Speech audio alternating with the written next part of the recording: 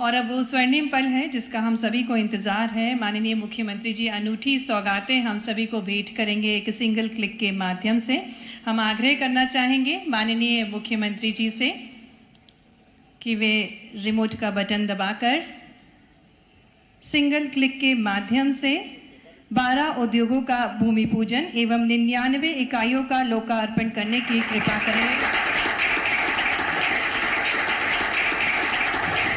कि वे single click द्वारा लगभग 850 MSME इकाइयों के खाते में 275 करोड़ रुपए से अधिक की अनुदान राशि को वितरित करने की कृपा करें।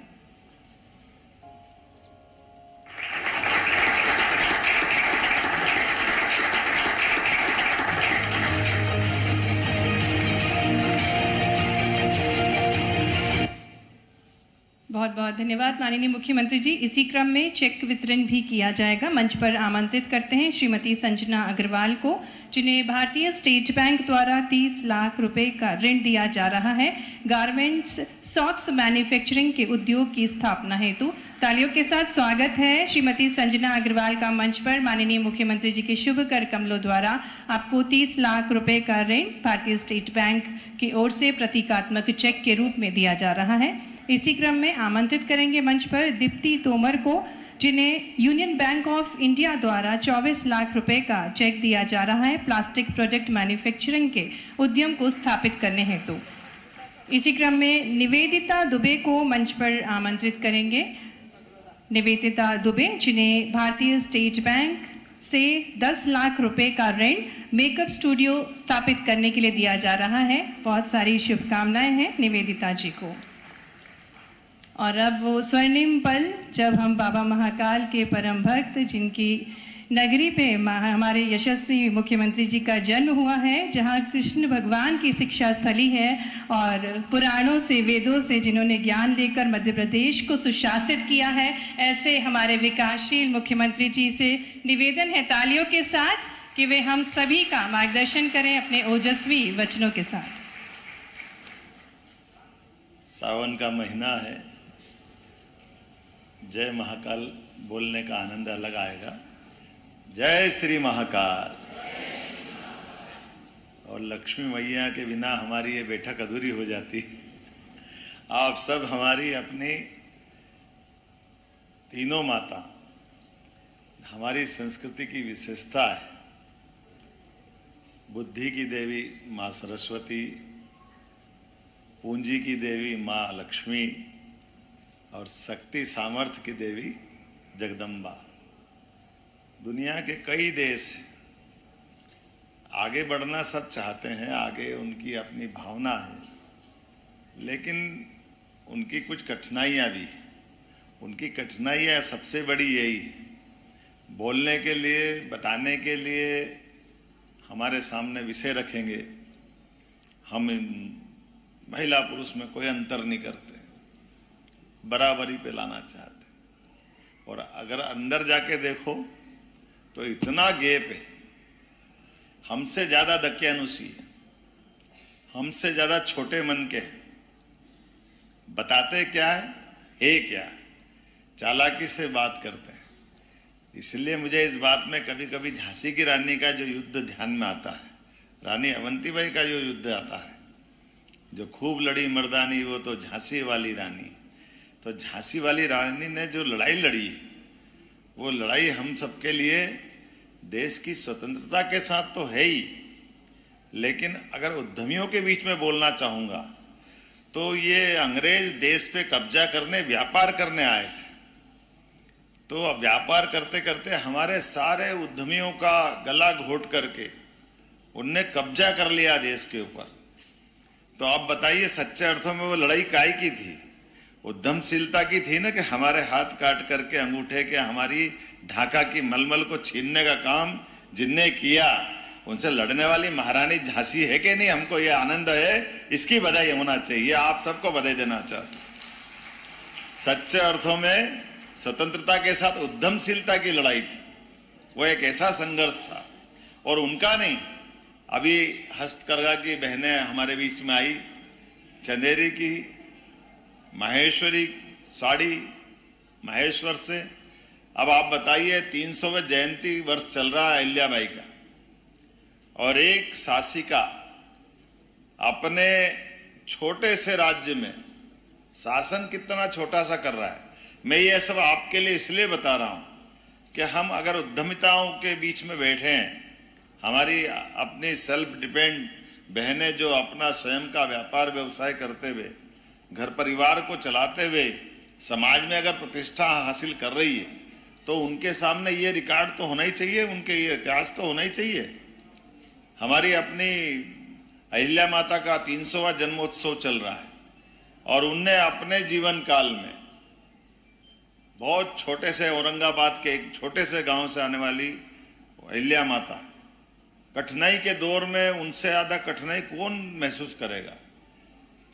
जो वैवाहिक जीवन का सुख देखना चाहिए, कुछ दिन में पति नहीं रहे, बेटा था बेटा भी नहीं रहा, ससुर की छाया में पूरा राज्य खड़ा हुआ, होलकर राज्य मल्हारराव होलकर के समय, वो भी नहीं रहे, ना बेटा ना बहू ना ससुर ना पति, अकेली एक विधवा महिला।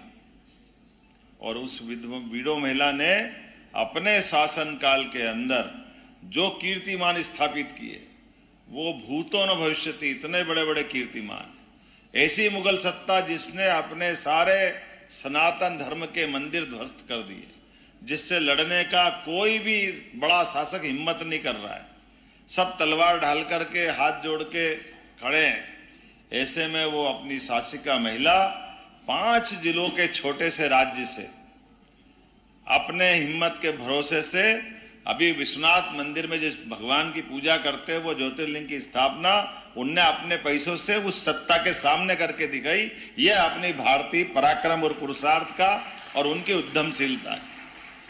उनका ही नहीं, सोमनाथ का मंदिर, रामेश्वरम का मंदिर, उज्जैन का महाकाल मंदिर में हर स्थान पर अपने देवस्थान को, और इतना ही नहीं, जो पूजा पाठ करने जा रहा है अन्न क्षेत्र का संचालन करने का काम दे रहे, नदी के किनारे, गंगा के किनारे, बनारस के घाट से लगा करके उज्जैन के सिद्धवट घाट तक ये घाटों का निर्माण अगर उनने कराया, तो अपनी आय के साधन के साथ अपनी प्रजा की चिंता करते हुए उनके जो उदाहरण है, ये हम सबका, आपका सबका आज के लिए पाथे है, हमारे लिए मार्गदर्शन है कि हम अपने संचालन से, अपनी उद्यमशीलता से धन अर्जित भी करें, और धन को, संस्कृति को बढ़ाने के लिए भी, समाज के हितैषी काम, अन्य क्षेत्र सभी समाजों के लिए, और रोजगार के साधन। उस काल में हस्तकरघा कपास होता था, कॉटन का, उस कपास के आधार पर बहनों से माहेश्वरी साड़ी, ये जो अपने जो जिसकी जैसी लाइन बनती, आज भी अपने में से कोई उद्यमशीलता आप करके आ रहे हो तो बता करके हमको ये हिम्मत दिलाना पड़ती कि हमारी बहनें भी उद्यमशीलता कर रही है। समाज की दृष्टि आज भी डबल माइंड है, व्यापार व्यवसाय करने के लिए पुरुष आधारित संस्कृति देखती है, तो पुरुष आधारित संस्कृति ये अलग प्रकार की बात है। ये संस्कृति हमारी तो पहले से ही रही है। मैं अभी 500 साल पहले रानी दुर्गावती का उदाहरण सुना के आया था एक जगह पर। रानी दुर्गावती ने अपने जीवन काल में 50 लड़ाइयां लड़ी, एक भी लड़ाई नहीं हारी। ये रानी दुर्गावती का गोंडवाना का इतिहास है। और उनका नहीं, हमारे यहाँ तो रानी चन्नम्मा मद्रास से चल के आती है, एक से बढ़कर एक उदाहरण है। दुर्भाग्य से हमारे पाठ्यक्रम से ये सारे गौरवशाली पृष्ठ हटा दिए, इसलिए समाज में वो कॉन्फिडेंस नहीं आ जाए। ये चालाकी अंग्रेजों ने की थी, दुर्भाग्य से बाद की सरकारों ने भी ये इस पे चढ़ी हुई धूल को हटाने का काम नहीं किया। लेकिन मुझे इस बात की प्रसन्नता है, इसलिए हमने कहा कि ये जो उत्सव भी हमारे मनते थे, आपकी जानकारी के लिए बता दें कि मंदिरों के अंदर भगवान के मंदिर केवल वो गर्भगृह वाला हिस्सा है भगवान का 10 बाय 10 का। अब महाकाल के अंदर जाओगे, महाकाल का लगभग 200 बीघा का बेल्ट है, पूरा परिसर है, लेकिन उसमें भगवान महाकाल का तो 15 बाय 15 का गर्भगृह है, लेकिन मंदिर की जो रचना बनती है, उसका जो सभा मंडप बनता है, एक तरह से वो रंगमंच के रूप में काम आता है। अपनी सभी कला संस्कृति पुष्पित पल्लवित होती है, अच्छे लोगों को प्रोत्साहन देते थे। अरे अपने समाज के कई लड़ाई झगड़े हो तो उसको हल करने के लिए भी देवस्थान की जगह लगती थी, लेकिन काल के प्रवाह में इन पे सब पे इनकी दृष्टि ओझल होते, मंदिर को केवल पूजा पाठ का स्थान मान लिया कि केवल दर्शन करना वापस आना। दर्शन करना अपनी जगह है, लेकिन दर्शन के साथ साथ जीवनता का जहाँ से प्रेरणा मिल जाए वो देवस्थान हमारे हैं। और हम तो और भाग्यशाली हैं, हमारे देवता पीछे हैं, देवियां आगे, इसलिए सीताराम, राधे कृष्ण, बहनों का जो आनंद है वो कहाँ जाएगा, ये किससे छिपा है। और कदम कदम पर ऐसी सारे उदाहरण भरे पड़े हैं, जिन उदाहरणों से अपनी संस्कृति की पताका सदैव लहलहाती है। आज के इस अवसर पर ये हमारे अपने मंत्रालय के माध्यम से हमारी सरकार बनी, हमने कहा बिल्कुल हमारी बहनों को महत्व मिलना चाहिए। पहले तो आभार मान लो नरेंद्र मोदी जी का, जोरदार ताली बजा करके। हमारी सरकार लगभग 20 साल से 50% आरक्षण स्थानीय निकाय में देती थी। नगर निगम, नगर पंचायत, कोऑपरेटिव बैंक, अन्य सोसाइटियां 50%, पूरे देश के बाकी राज्यों में नहीं है। लेकिन नरेंद्र मोदी जी ने और बड़ा काम किया। अब तो आने वाली लोकसभा और विधानसभा में 33% आपको बुला रहा है। आप में से ही कई लोग आएंगे जो अगली बार कोई उद्योग मंत्री बनेगा, कोई मुख्यमंत्री बनेगा, अपनी पताका लहराएंगे। ये आपको भी शुभकामना दे रहा हूं, अभी से तैयारी भी कर लेना। रक्षाबंधन के पावन पर्व पर बहनों के साथ मिलकर के ये जो त्योहार मनाने का हमने सिलसिला प्रारंभ किया। त्योहार तो अपनी वैसे 19 तारीख का है, लेकिन सारे महीनों में सावन का महीना ऐसा लगता सभी मास का एक राजा रहा है। राजा महीना है सावन।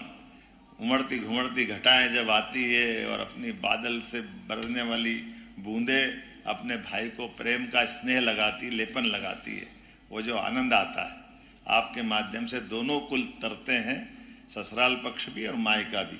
ऐसी बहनों को प्रणाम करता हूं। और आज 275 करोड़ की 450 इकाइयों को आपने एमएसएमई का जो डीबीटी, डायरेक्ट बेनिफिट, मैं किसी पर आरोप नहीं लगा रहा हूं, लेकिन जाने अनजाने बहुत सारी विंडो में कष्ट आता है। हमने सारी खिड़की बंद कर दी। आपका लाभ डायरेक्ट आपको मिलना चाहिए, सिंगल क्लिक से, जिसका पैसा उस तक जाना चाहिए। जब उद्योग धंधों को बढ़ाना तो उनको डायरेक्ट बेनिफिट क्यों नहीं देना चाहिए। इसलिए उस दिशा में हम आगे बढ़ रहे हैं। बहुत सारी योजना लेकर आया है। थोड़ी समय की कमी है, मैं विलंब से आया, थोड़ी क्षमा भी चाहता हूं, लेकिन बहनें हैं तो माफ भी करेगी। आपका स्नेह आशीर्वाद भी लेना था, इसलिए हम रोज अभी अपना आनंद रक्षाबंधन का मना रहे हैं। ये 2 धागे का प्रेम का बंधन जीवन भर एक आश्रय की छाया का काम करता है। इससे दुनिया के बड़े से बड़े दुश्मनों से निपटने में बड़ी ताकत रहती है। अतीत गवाह है, जब जब बहनों को आशीर्वाद मिला है, भाई कभी पराजित नहीं हुआ है। मुझे आज के इस अवसर पर आप सबको पुनः बधाई देते हुए भविष्य में और भी बहुत सारे कामों के लिए कार्यशाला आयोजित करेंगे।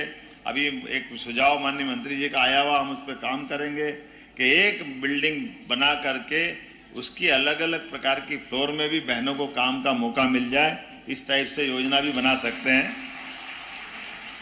क्योंकि आप दूर दूर प्लाट जाते हैं, दूर ज़रा तकलीफ आती है, तो नज़दीक मिल जाए। इसी प्रकार से हमारी Dalit Indian chamber of commerce and industry के द्वारा भी कुछ सुझाव दिए गए हैं, उन सुझावों पे भी गौर कर रहे हैं। हम सभी वर्ग को लेके चलना चाहते हैं, किसी वर्ग को नहीं छोड़ेंगे, लेकिन हमारे अपने समाज के अंदर बहनों के और भाई के बीच में समान अवसर देते हुए सबको आगे बढ़ने का अवसर मिले। मेरी अपनी ओर से पुनश्च आप सबको रक्षाबंधन की बधाई, आपका आशीर्वाद मिलता रहे। बहुत बहुत धन्यवाद।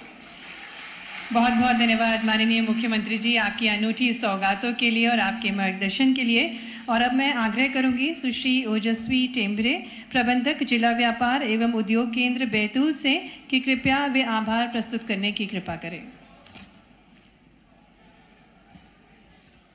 मैं हमारे मुख्यमंत्री माननीय मुख्यमंत्री डॉक्टर मोहन यादव जी का विशेष तौर पर हार्दिक आभार व्यक्त करती हूँ, जिनके मार्गदर्शन और प्रेरणादायक विचारों ने इस कार्यक्रम को एक नई ऊंचाई प्रदान की।